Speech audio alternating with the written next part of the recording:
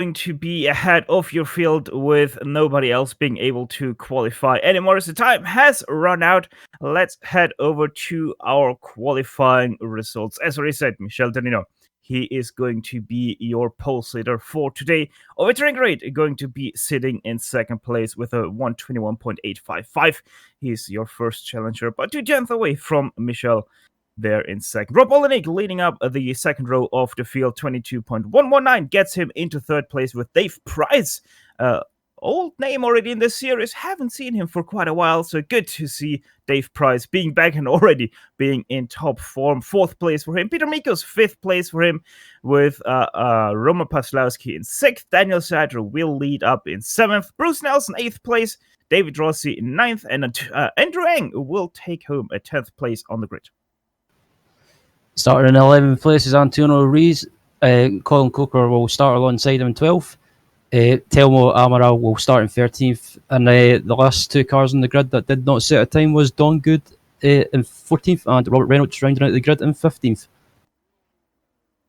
Yeah, seems like that Mick Clutch isn't even going to take part here in this race today, as he is not on a grid, not in a server either. So Mick Clutch already deciding that he has done his duties in this series. Obviously, best of luck to him on his adventures around the globe with his bike, as our engines are starting to get harmonized. The green flag is waving. Great start for second place driver Orve Trengerate, or is side by side with Michel Tadino leading into turn one. There's also now Rob Olnig on the outside of Trengerate, who was a little bit gingerly into turn one. Side by side now they go into Cascades. Turn number 3, who is gonna come out on top in that battle? Nobody. Yes, no, wait, it is Rob Olnig drifting past over Trengerate. So Trengerate, after challenging for first place, he's actually losing one to Rob Olenek.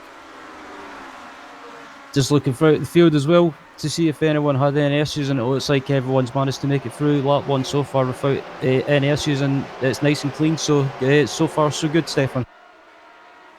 Very much indeed. Michel Danino leads the cars for the first time over Hilltop, which also is, by the way, the highest point of this track.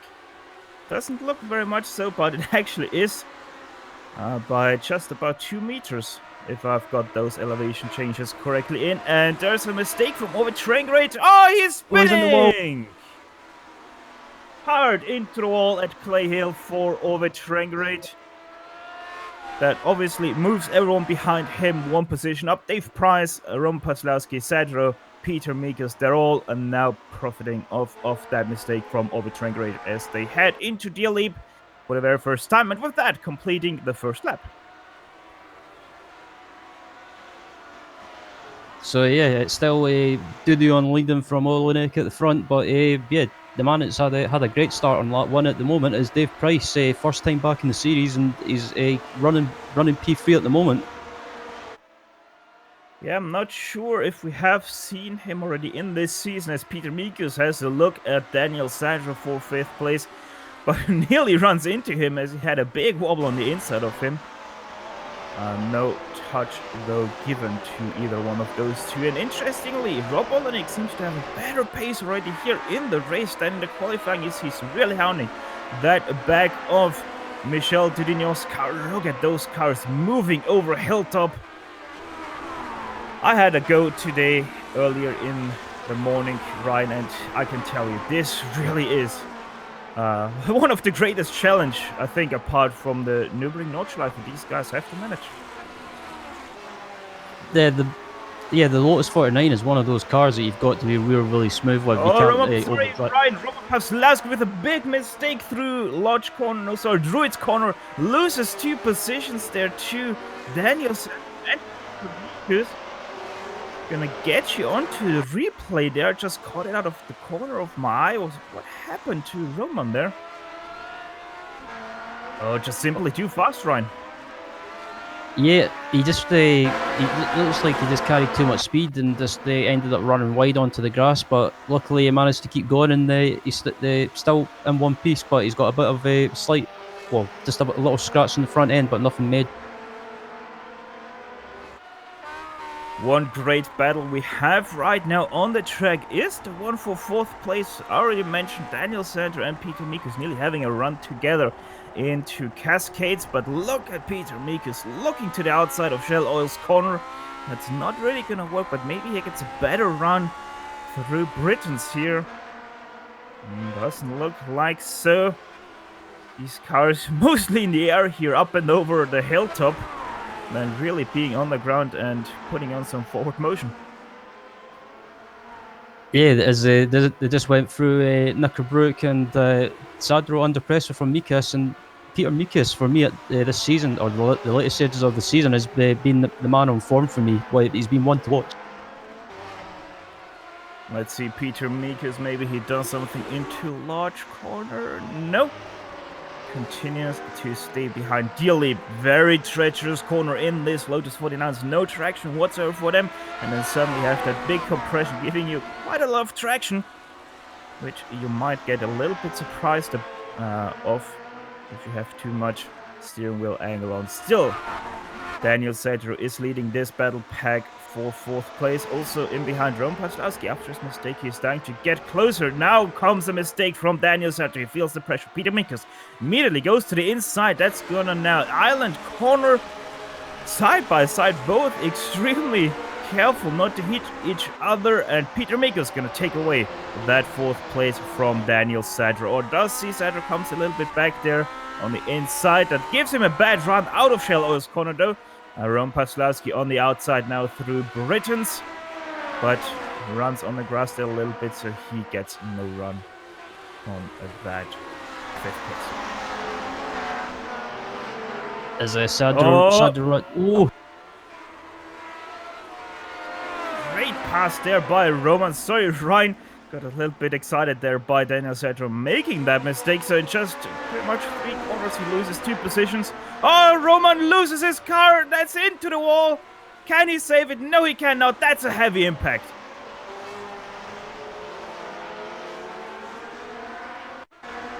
Roman Pawlowski, the 2nd time he has troubles through Druid's corner as we go on to the chopper there. This time on the exit, hits the tire barrier ever so slightly, and then you can see how bumpy that grass is and completely buries it into the Armco barrier. That's his race done. Riding on board with Roman at the moment, and it's like you say, he just ran wide onto the curb and it just unsettled the car, and unfortunately got on the grass, hit the wall for a 2nd time, and that's the car done. As I believe we've also got a replay of Ove Trengri at the start as well.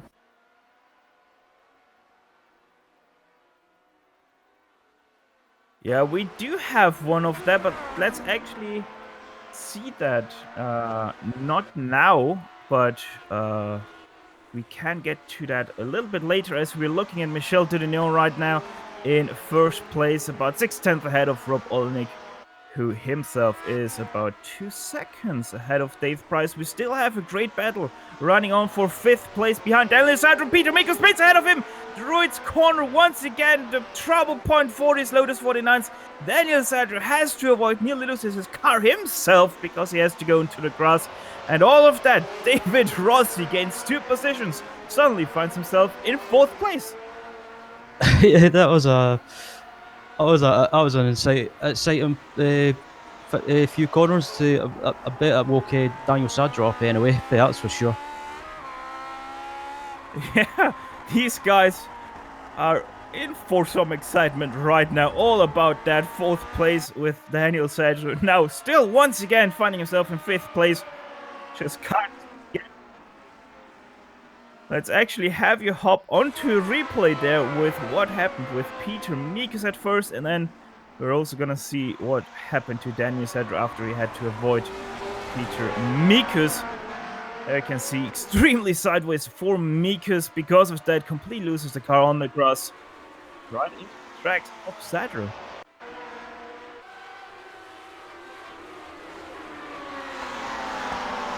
That's how you put on some artificial excitement, I would say, Ryan. Yeah, absolutely. As we're looking at this battle for the P4 between Rossi, Sadro, and Andrew Eng at the moment, and yeah, I've been loving this battle for the last couple of laps. It's been really close between these guys, and the Lotus 49. The Lotus 49 has proven once again why it's one of the most popular series that's been broadcasted on GSRC. And Rang there for a short period of time runs out of internet juice, but he's back with us again, hounding that back of Daniel Sadler. Seems like Ang is able to go a little bit faster right now in his number 11 car. And Rang there for a short. Of him. David Rossi, a little bit of a mistake there through Cascades, gives a great run to Daniel Sadler. He goes to the left side. Next up, that's Island Bend. Once again, we have seen Sadler and Mikas going side by side there. Oh, a little bit of a slide by Rossi on the outside, inside full shell O's corner. But it's not going to give him too much of an advantage as he holds an extremely narrow line there through that bank corner. That obviously gives the drive to Sadler, who nearly spins himself out over those bumps, keeps it all together. And Rang tried to do also a little bit of a move there on Rossi, but he got cut off by him. So these 4 cars remain very exciting as they run once again through Water Tower. Yep, Sadler up into P4 and managed to get the run on the exit of the corner heading up the straight. And I'm just looking back up at the front as well. It's still Dudion leading from Olenek, and Dudion's managed to build up that gap to just about a second. So slowly pulling away from Olenek, but Olenek's keeping in touch with him just. In behind this 4-car battle pack as Peter Mikas now makes the move on Andrew Ang after Andrew Ang has that mistake made out of a deal leap. We can report over Triangulate after his first lap incident. He is still running now up to 8th place and quickly catching this 4-car train ahead of him. So let's see actually what happened to over Triangulate in that first lap, because I didn't really catch it myself, just saw him spin out. But yeah, over Triangulate still going very strong after that hit with the barrier. So just looking at the replay of Ove Triangulate to see what happened, and yeah, I never had a chance to see it myself, so I'm just watching now as it come down to the first couple of corners, and it looks like he's fine at the moment, but I think it's round about just after Knickerbrook that something happens to him. We're a little bit far ahead, or far behind right now with that replay, but it doesn't matter too much, as it is going to be a little bit of a setup now out of Shell O's corner for over Triangulate, where he did try to get a run on Michel Didino ahead of him, and then I think just through Nico Brooks, just a little bit too exciting. And yeah, finds himself on the grass and hits the barrier quite hard. As said, you can see it now on your screens. Over Triangulate pretty much at the back end of this train right now, and Daniel Sadler, after he got past David Rossi, he is starting to run away with that 4th place a little bit. Right now already, what is that, 4/10? No, 1.2 seconds ahead of David Rossi. 4/10 behind him, that's Peter Mikas, Andrew Ang just behind, and then over Triangulate sliding his way through Island Corner.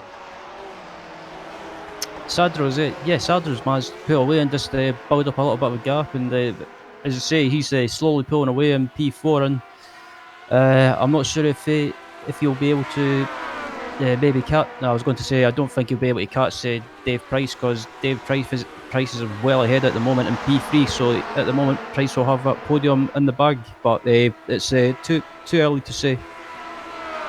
Peter Mikas looks left, looks right, doesn't find a way through right now, kind of like Monaco right now, where you only have to place your car a little bit to the left or a little bit to the right to deny any passing opportunities to the car behind. And Peter Mikas finds himself just extremely boxed in behind that number 10 car of David Rossi. Now he goes to the right side though. That's one of the best opportunities you can have here going into Old Hall Corner. But once again, just David Rossi better on the brakes than Peter Mikas himself. So has to stay behind for at least another turn. Cascades has already proved to be a good setup point for Island Corner. He gets a better run out of Cascades. This might be the chance for Peter Mikas to move himself into the top 5.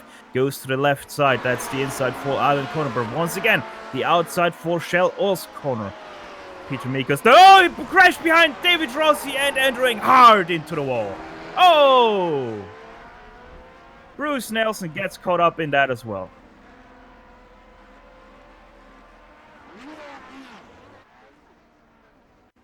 This wasn't pretty at all. David Rossi, I think, just tried to cut off entering without realizing he was already up to his inside. Just look at the replay as well to see what happened, and it looks like it might have been both of them get caught up, and unfortunately another car got caught up in the incident as well, and it just got tagged. That was unfortunate for those guys because they were having a good race, but who this does help out in the F2 championship anyway. It helps out Antonio Rees, who is up into 7th place at the moment. So if he keeps going, he could take some points and close the leader in the F2 championship. Yeah, I think that wasn't the best showing there from David Rossi re-entering the track like that. Either way, though, we now have Oulton behind Peter Mikus for 5th place. All the action so far has been happening around that 4th and 5th place. As now, once again, Peter Mikus, a little bit of a slide through Island Corner. Doesn't give anything away, though. That 4th and 5th behind him. And I think it's a good recovery from Ovi at the moment. He's considering his issues on lap 1. He's done well to come back up into P6. Oh, Ovi, that's into the wall for him. Upside down. That's one roll. That's another one. That's at least 10 points from the jury for that. Never mind, it's 6. As he lands on his roof. Oh, it's Oulton with that mistake. Big mistake from him. His race is also done.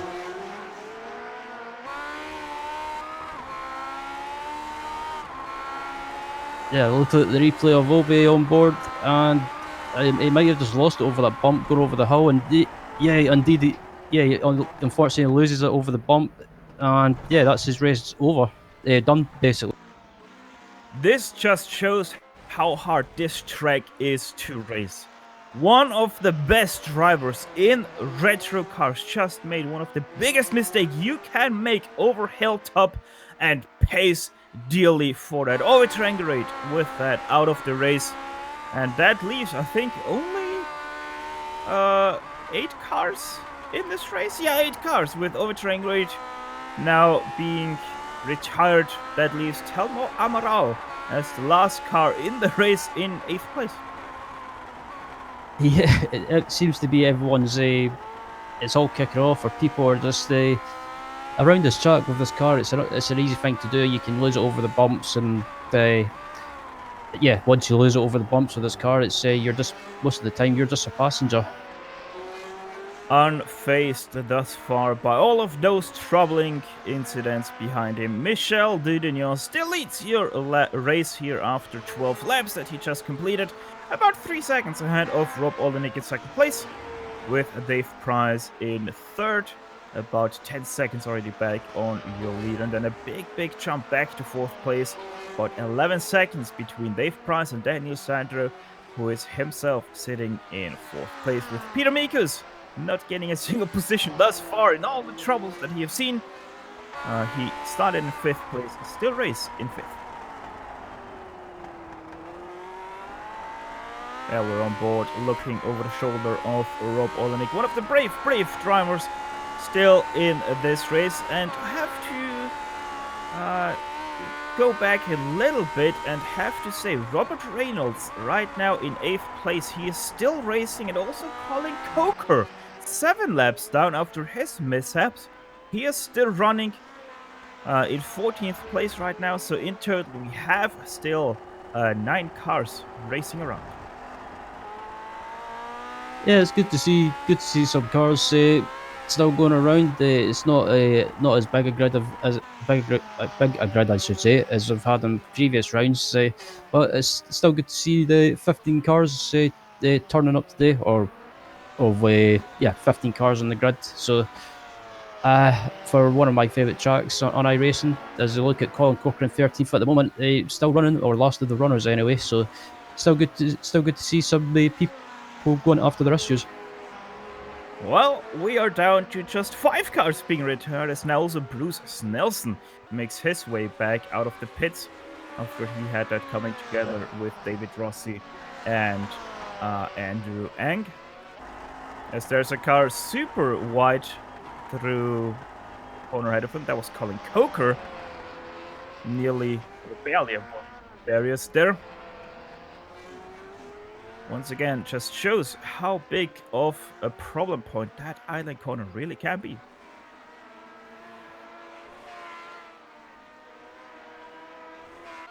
Back up to Rob Olenek. Right, it does seem a little bit that Rob is closing in again, but I wonder if Michel Delino just controls that gap right now.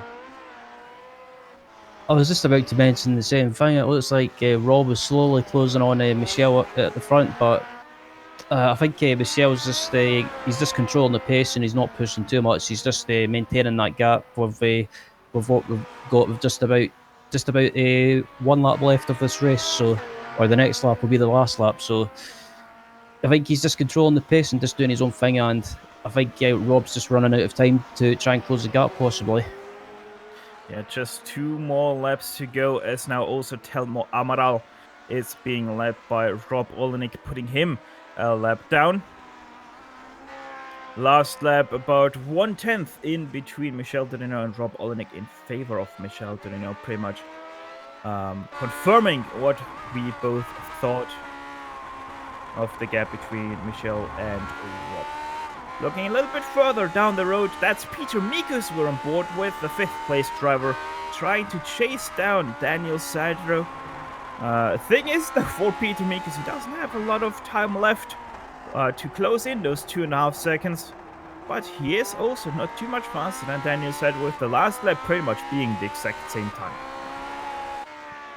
Yeah, these guys have been on equal pace or close to each other on pace for most of this race, and I think Daniel was doing something similar to Michel, just maintaining that gap and maintaining the pace and just wanting to get to the finish and finish this race. And it's good to see Daniel back in the grid because he had to miss the last couple of races, I think, due to other commitments, possibly. As for our leader, the white flag is already out as Michel Delino heads into Cascades. Daniel Sadro his way through Dialip to also himself take that white flag that probably these guys very much like to see right now. Just 1 more lap to get Michel Delino already through Shell Oil's corner. Does so very nicely, very cleanly.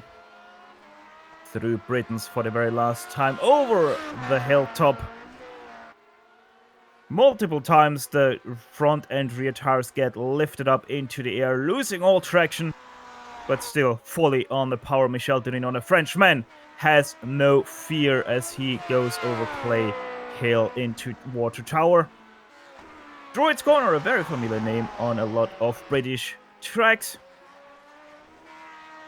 Does that dangerous spot very easily for that very last time. Lodge Corner, the last right-hander of this track, and give it up for Michel Delino, your winner of round 10 of the Grand Prix Legends Series, live here from Oulton Park. The Frenchman takes home another victory for him. Bigger victory in behind, though, for 2nd place. Rob Olenek closes in a lot of points on both Mikulaj and Roman Pawlowski.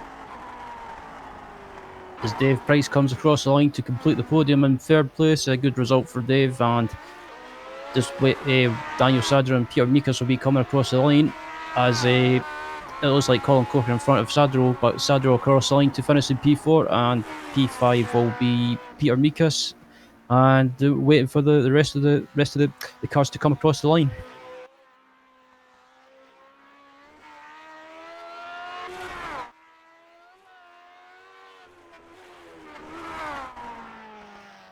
As in the F2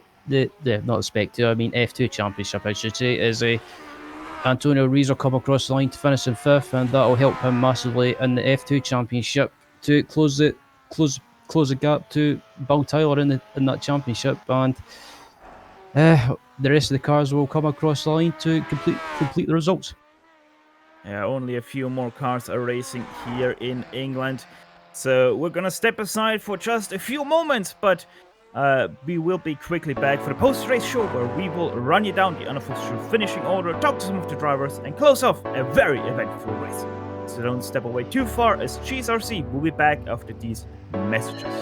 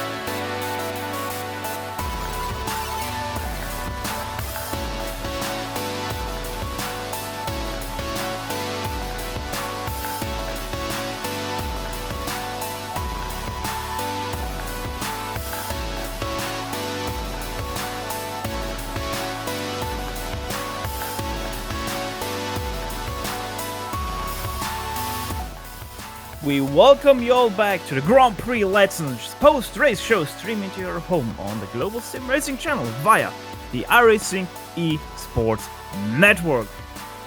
First thing on the agenda, as always in the post-race show, is your unofficial finishing order, which is being topped by Michel Dudignon, who was in the lead on the grid and took that green flag lead into a checkered flag victory, with him pretty much outstandingly controlling the field over Rob Olenek, who came home in second place, 4 seconds behind Michel Dudignon. Dave Prix already 10 seconds back from Rob, 13 seconds in total in third place. Daniel Sandro fourth. Peter Mikos takes home a fifth place finish, with Antonio Rees himself also gaining a lot of points in that Formula 2 championship. There we go.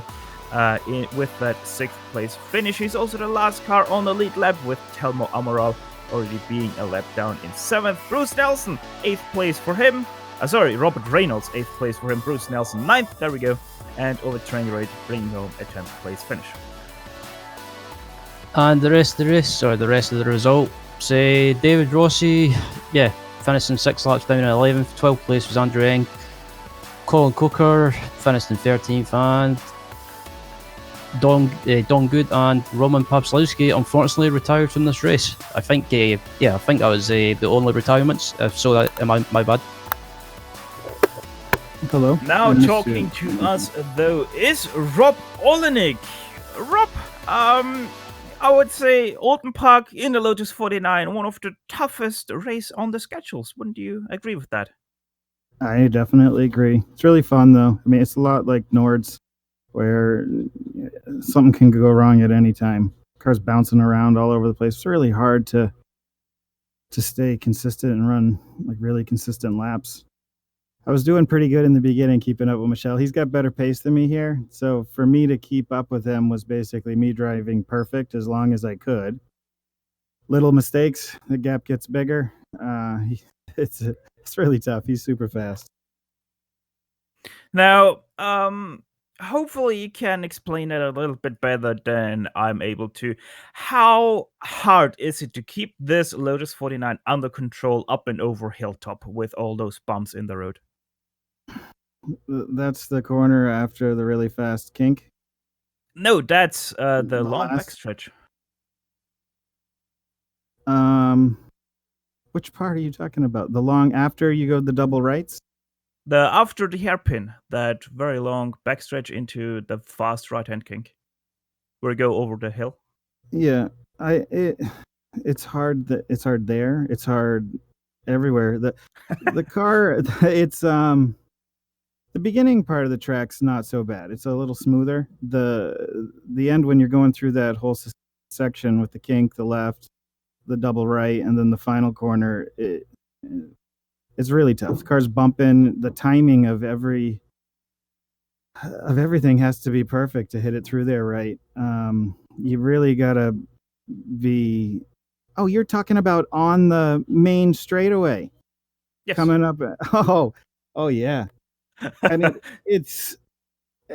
You would think that would be the best passing zone on the track. Well, there just isn't a great passing zone on the track because it's so hard to stay on the throttle. I mean, if you're going to try and make a move on someone there and just keep it down to the floor, you're probably losing it. Like it's slight little lifts just to keep it straight coming through there. Every once in a great while, you can almost keep it full throttle if it just happens to be tracking perfectly straight. I don't even know what the best line. I think the best line is a little off center in the middle to the left a little. And if you can just approach it perfectly straight, you can keep almost full throttle there, but it's 50-50 shot even at that. Well, the best line is the one where you don't rag out like sadly Ove Trengreid found himself there at Hilltop. Rob, final words. Second place, lots of points for the championship. How are you looking forward to the last two rounds, knowing that especially the last round is going to be the Nordschleife? That's just such a fun week. I'm hoping that a bunch more people show up just because that tends to happen there. A lot of people love that track. I do myself too. So it's really more of a battle of you versus the track, almost like here, but more so and more well known on that track.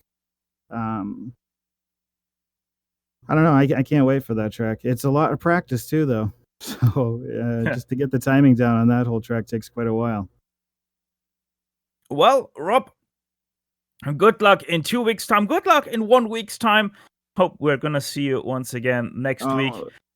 One more thing is, I don't know if you guys have been reading on the forums, but Mick's taking a bike tour around the world. Yes. Shortly. Yeah, I just saying good luck to Mick. I don't know if he's going to be watching this, and we're all hoping that he has a great time, and we're going to miss him here in the 49. Very much so. Great words from a great competitor. Rob Olenek, there's second place for him. Congrats once again on that second place, and good luck in 1 week. Next up, it is going to be Ryan Walker talking to Dave Price. Yeah, hi guys. Dave, hey Dave, how you doing? Yeah, pretty good. Yeah, quite happy with the third. I think I was a bit lucky today. Everyone kept crashing out around me, so just kept on the black stuff really. Good stuff. I was about to say you finished on the podium, and what says? Correct me if I'm wrong. It's your first time or your first race of the season in the series. Is that right, or have you done a few races this season? I think I've done one earlier this season. Hardly done any. I used to race every week, but real life stuff preventing that at the moment. I think I did Monza or somewhere like that, but I came along today because I thought Mick was going to be there. It was supposed to be his big farewell, but I understand he had a nice win on Thursday and thought he'd quit while he was ahead. Yeah, from the when I was watching you doing the race, it looked like a bit of a race that you're just doing your own thing and picking up the pieces when other people were having their own issues. Was that the case, or were you trying to just go as quick as possible and try and finish on the podium, which you managed to do? But what was your plan? Yeah, I pushed a bit towards the beginning of the race. I was quite fortunate. Ove just slipped a bit wide, come through Knickerbrook, and so I grabbed third from him. And I think I had Raymond behind me for a lap or two, and then he just disappeared, and I was sort of pulling away from Daniel. But I was, I was no way I was going to catch up with Rob and Michelle. So it's just basically just trying to keep the pace up and more than anything, keep the concentration up as well, because it needs a bit round here, and I tend to I tend to drift off a bit if I haven't got anyone to race. Yeah, I've had that a few times in races myself. When I've been on my own, it's kind of I try and keep my concentration up, but sometimes I end up just losing it because there's no one to race. But I have to say that was a great drive by you, keeping out of trouble to finish on the podium.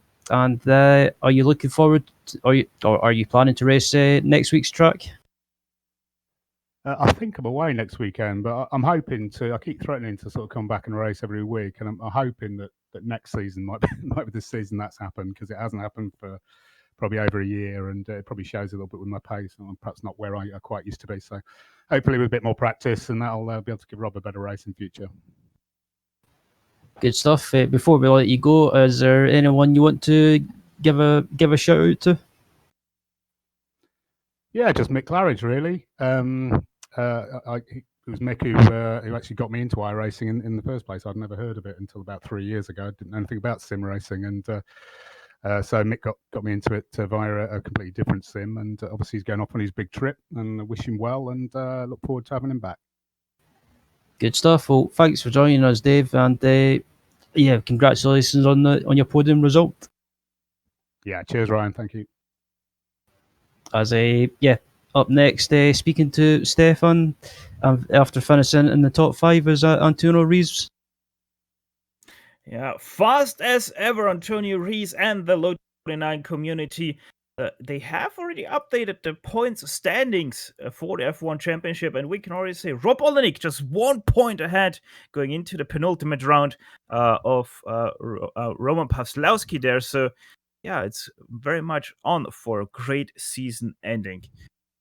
But as already said, Antonio Rees now talking to us. Antonio, sixth place from 11th place. Going into the race on the starting grid after seeing you start at 11th place, did you think that you're going to get that far into the standings? Hello, good night. Good night to you, and good night to everyone who's watching us. No, not at all. I have never imagined, so I was so slow, so I could not imagine I would finish in 6th place. Yeah, it was a lucky. Well, not a lucky. Unfortunately, the fast, the Bruce Nelson and Ove and the Rossi, they crashed, and that's the reason I got the 6th place.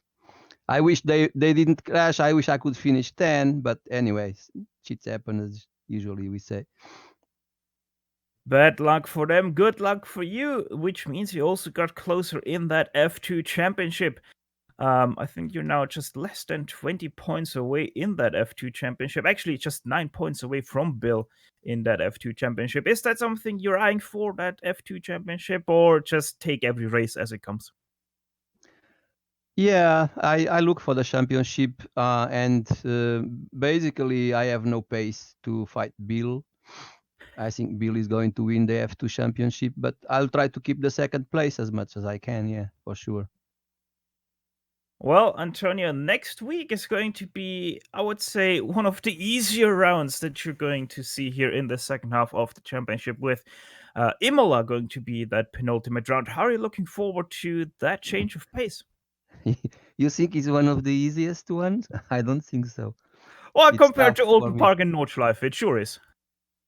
Well, it's better than this, that's for sure, but it's not easy for me. Yeah, well, I will be doing whatever I can. Well, I'll try my best, that's for sure. Well, Antonio, good luck for those last 2 rounds. And yeah, congrats once again on that 6th place. Thank you very much. Thank you. Have a good week. And anyway, see you next week. Antonio Rees, your 2nd place driver in the standings for the F2 class. But with that, GSRC would like to thank once again the iRacing Esports Network for having us on their talent lineup to bring you the greatest shows on iRacing into your home. Make sure to like and especially subscribe to that channel if you haven't done so yet. On top of that, we'd like to thank everyone on the track today for a great show, and especially the Lotus 49 community for contracting with GSRC to broadcast it. Right now on your screen you can see all of the companies that provide us with their great hard and software GSRC uses to deliver you the best possible show. Additional thanks goes to June Lalonde, who provides us with her great masterpieces. See the screen for how to get a hold of more of her great work. If you'd like to find out more about GSRC, please visit us at globalsimracingchannel.com. You can also find us on the social media platforms, Twitter at GSR Channel, Facebook at facebook.com/globalsimracingchannel, or on Instagram at GSRC_RAM. All of the upcoming races for our other series are now sliding across your screen, so check them out and mark them down on your calendar to not miss another second of exciting racing action. Finally, on behalf of the entire crew, Ryan, Sean, and Dougie, I'd like to thank you all for tuning in as Michelle Dudignon took away the victory here in a little Butterworth. With that said, until next time, stay and sayonara! And as always, race hard, race clean, and we'll see you on the track.